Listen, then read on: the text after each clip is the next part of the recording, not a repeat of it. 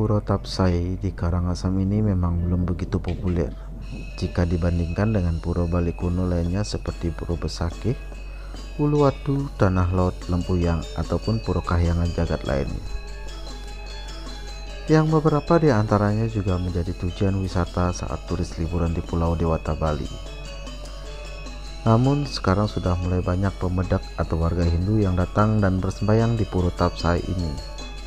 Tak lepas juga peranan sosial media yang membuat pura ini lebih dikenal oleh masyarakat luas.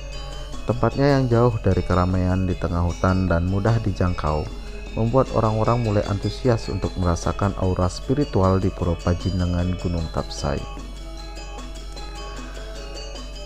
Nama Pura Tapsai yang disematkan pada Pura Pajinengan Agung ini terasa cukup asing, kesannya seperti nuansa Cina.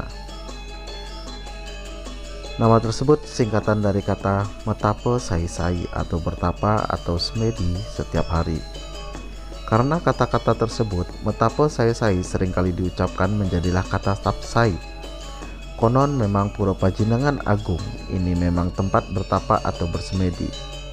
Belum ada sumber pasti akan sejarah Pura Tapsai ini, namun perehaban terakhir pada tahun 2000 sehingga kita temukan sejumlah peling sampai saat ini. Dan upacara besar dilakukan pada tahun 2014. Sejak saat itu Pura Tapsai mulai dikenal. Pada halaman utama atau Utamening Mandala Pura Tapsai juga ada pelingih Lingga Yoni yang dililit akar pohon, yang dipercaya umat sebagai tempat umat memohon anak atau keturunan, jodoh, segala permasalahan, kesehatan, serta memohon tambo atau obat dan juga rezeki. Setelah persembayangan di Mandala Utama, maka setiap pemedak akan diberikan seikat dupa yang sudah diikat untuk melakukan permohonan khusus di Lingga Yoni tersebut. Ingin bersembayang ke Pura Pajinengan Agung Tapsai, ada beberapa tahapan persembayangan yang dilakukan sebelum ke tujuan utama di Utama Mandala. Maka sudah ada urutan tempat persembayangan yang sudah terpampang di luar pura. Ada sejumlah pelinggih termasuk tempat melukat di Pura Beji. Dan setidaknya Anda butuh minimal sebuah pejati di Mandala Utama dan perbanyak bawa canang sari. Kalau memungkinkan, satu buah pejati di Pura Beji tempat melukat, di Pelinggih Ganesa dan Utamening Mandala. Di Pura Pajinengan Gunung Tapsai juga merupakan tempat berstana Sang Hyang Tri Upasedana atau Betara Rambut Sedana, yaitu 3 manifestasi Tuhan yang memberi kesuburan dan penganugerahan, di antaranya Dewi Sri, Dewi Saraswati, dan Dewi Laksmi yang dipercaya warga sebagai tempat memohon anugerah untuk kelancaran usaha atau bisnis.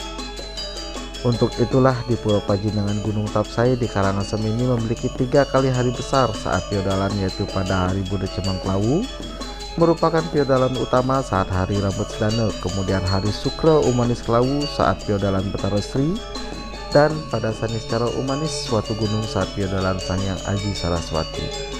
Persembayangan di Pura Pajinengan Gunung Tapsai dimulai dari pelinggih paling bawah, yaitu pelinggih Ratu Penyarikan bergadang-gadang, kemudian berlanjut ke pelinggih Ratu Gede Mekililingsir. Pelinggih ini merupakan sebuah batu besar dengan tulisan aksara Bali kuno. Dilanjutkan lagi ke pelinggih berikutnya, yaitu pelinggih Widyadara Widyadari. Berlanjut ke pelinggih Pengayangan Ratu Dalam Pen. Persembahyangan berlanjut lagi ke Pura Beji dan melukat dengan tirta yang dikenal dengan Tirta Bang. Di kawasan Pura Pajinengan Gunung Tapsai ada 3 buah sumber tirta, yaitu Tirta Bang, Tirta Putih, dan Tirta Selem.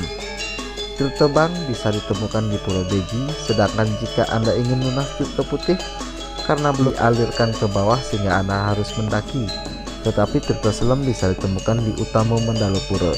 Setiap rangkaian persembayangan dan melukat di Beji, barulah Anda sampai di kawasan Madya Mandala. Di areal ini ada sebuah pelinggih Ganesa yang dipercaya sebagai stana Sang Hyang Ganapati dan terdapat sebuah pohon besar yang disakralkan.